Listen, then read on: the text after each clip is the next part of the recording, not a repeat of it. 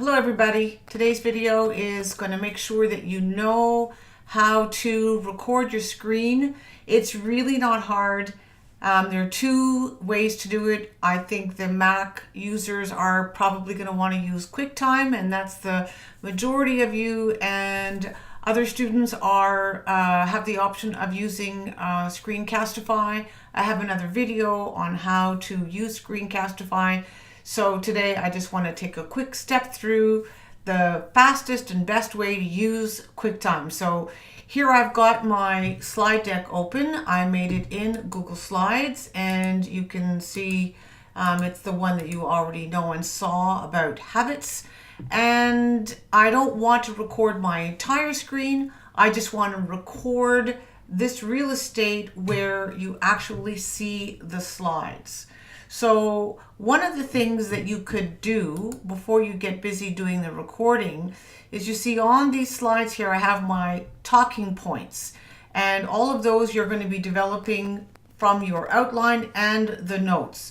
Remember to not put too much text on the slide, and for gosh sakes, don't use the bullet points. If you go through that document, step-by-step instructions, you'll see all of that is right there, plus plenty of video resources to help you plan and design the best slides. Enough said. Back to the top. So now I want to record this, say, with QuickTime. So first of all, open up your QuickTime. Mine is already open. Come into File and go down to New Screen Recording.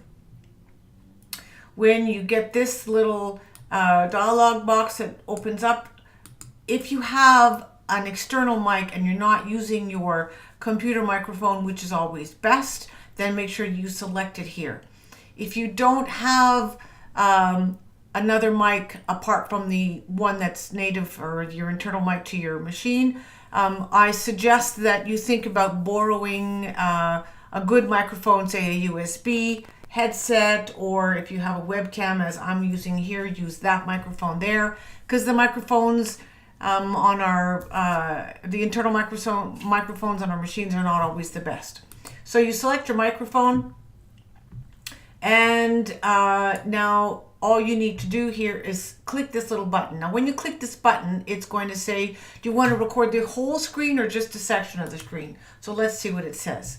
So click to record the full screen. Now I don't want to do that because I don't want all of this stuff here up at the top to show. I don't want my slides on the side to show. And if I'm putting extra speaker notes down here at the bottom for me to help me remember what I want to say, I don't want to show that either. So I'm going to drag to record a part of the screen, this part of the screen,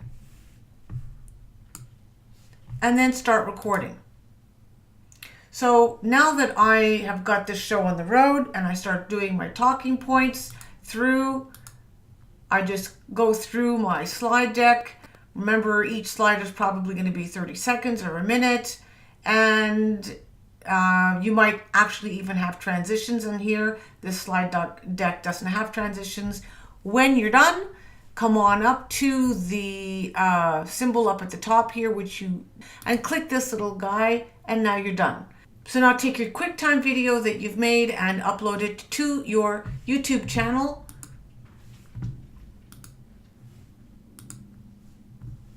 Click on that little icon, select your video. Select your video. It's not really that one, but we can pretend. And it will upload.